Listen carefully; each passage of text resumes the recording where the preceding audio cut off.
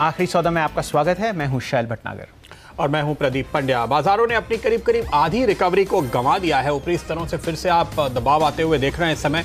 अगर आप Nifty, bank Nifty, Sensex और मिड कैप इंडेक्स पर नजर डालें तो ये एक दायरे में ट्रेड होता हुआ दिखाई दे रहा है। और इसके लिए आप कहीं और मत देखिए, सिर्फ ये देखिए कि आज एक्सपायरी का दिन है और निफ्टी में इस समय जो स्थिति है 11,700 पे कॉल राइटर्स खड़े हैं, 11,600 पे पुट राइटर्स खड़े हैं और इन दोनों रेंज के बीच में, इसी पॉइंट के बीच में घूमता हुआ इस समय आपको निफ्टी नजर आ रहा है। तो लगता नहीं कि आखिर के 1.5 घंटे में तस्वीर यहां से कुछ खास बदलेगी। तो वीकली एक्सपायरी का दिन है और ऐसे में आखिरी 1.5 घंटे में आपकी क्या स्ट्रैटेजी होनी चाहिए, सैंक्टम वेल्थ के आशीष चतुर्मोहता, एलएफएस ब्रोकिंग के राजेश सातपुते से जानेंगे।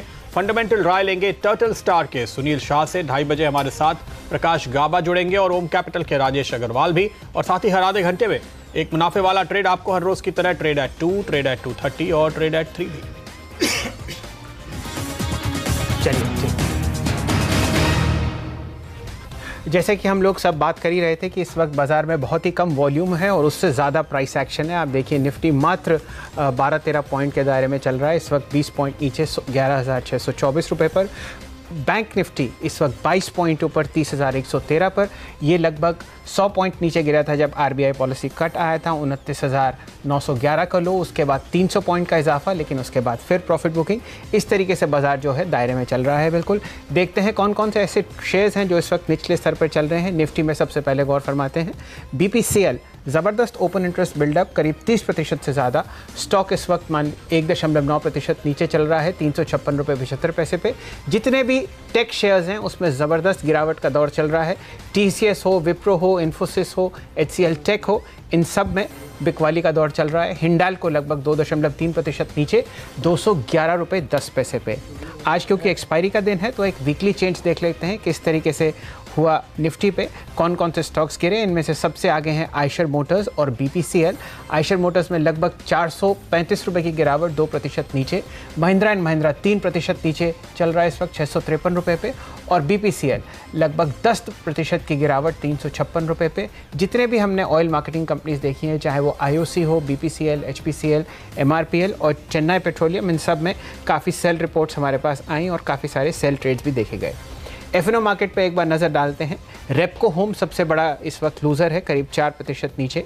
जितनी भी पब्लिक सेक्टर एनबीएफसीज हैं, एलआईसी हाउसिंग फाइनेंस खासकर, उसमें भी गिरावट का दौर चल रहा है। और ये 3 banks, union bank, yes bank और आरबीएल बैंक, इन तीनों में ओपन इंटरेस्ट का भी इजाफा है और थोड़ी बहुत शेयर प्राइसेस में गिरावट भी देखी जा रही है। इंडेक्स के हिसाब से जैसा कि मैंने आपको पहले बताया, निफ्टी आईटी इंडेक्स में सबसे ज़्यादा गिरावट है क्योंकि जितने भी 4 मेजर फ्रंटलाइन शेयर्स हैं उसमें इस वक्त बिकवाली का दौर चल रहा है। प्रदीप जी। और देखते हैं वो स्टॉक्स जो इस बाजार में भी मजबूत हैं और उन स्टॉक्स पे आप देखिए ऑटो शेयर्स में हीरो मोटोकॉर्प लीड करता हुआ। यहाँ पर हमने आपको शुरुआत में ही तेजी का कॉल सुबह दिया था। HDFC लगातार तेजी जारी है। PNB हाउसिंग फाइनेंस यहाँ पर भी लगातार पिछले 4 दिनों से जो तेजी का कॉल है वो मुनाफा कमा के आपको दे रहा है। और IDFC इसके अलावा नज़र होनी चाहिए आपकी जेट एयरवेज पे और यहाँ पर एक टर्न अराउंड दिन के दौरान देखने को मिला है। अगर आप इसका दिन का चार्ट नज़र में रखेंगे तो वायदा कारोबार के नज़रिए से देखिए इंटरग्लोब एविएशन, सुबह यहाँ भी हमने एक तेज़ी का ट्रेड लिया था। SRF, जहाँ पर हमने आपको पहले ही ये बताया कि ज़्यादा गिरावट नहीं आएगी, बुरी खबर का असर ज़्यादा नहीं होगा और सारे एनालिस्ट के बीच में एक कंसेंसस थी कि जल्द ही मामले का निपटारा होगा। इनके गुजरात प्लांट को अब एनवायरमेंटल क्लियरेंस मिल गया है जो मेरे ख्याल से एक रिकॉर्ड समय में होता हुआ दिखाई दिया और उसके चलते अब यहाँ पर तेज़ी बचे कुछ अवेयर्स पे निकलने की कोशिश में और ये स्टॉक तेज़ी दिखा रहा है। डिश टीवी पर नज़र रखिए, अरविंद पर नज़र रखिए। वायदा कारोबार के ये कुछ और ज़बरदस्त परफॉर्म करने वाले स्टॉक्स हैं। और स्ट्राइड्स फार्मा, ये स्टॉक जो सुबह रिकमेंड किया था हमने, इस पर एक अपडेट भी लेंगे। स्ट्राइड्स फार्मा में अच्छी तेज़ी। PSU बैंक, इनमें खरीदारी दिखाई दे रही है। अब दरअसल ये पॉलिसी के पहले करेक्ट हुए और अब फिर से सुधरते हुए नजर आ रहे हैं। इनके पास अब आधे % बॉन्ड बेचकर उसकी जगह लोन देने का जो मौका है वो इनके लिए फायदेमंद साबित होगा क्योंकि लोन पे यील्ड कहीं बेहतर नजर आएगी। सरकारी बॉन्ड पे इस समय यील्ड काफ़ी कम हो चुकी है, 7% के आसपास। तो Indian bank, OBC, Allahabad bank, ये हैं वो स्टॉक्स जो मूवमेंट दिखा रहे हैं। तो ये इस समय के शेयर्स और बाजार पे एक राय ले उसके पहले ट्रेड एट 2 बजे का ट्रेडिंग आइडिया हर रोज की तरह आपके सामने आशीष चतुर्मोहता बताएंगे। आज बताइए।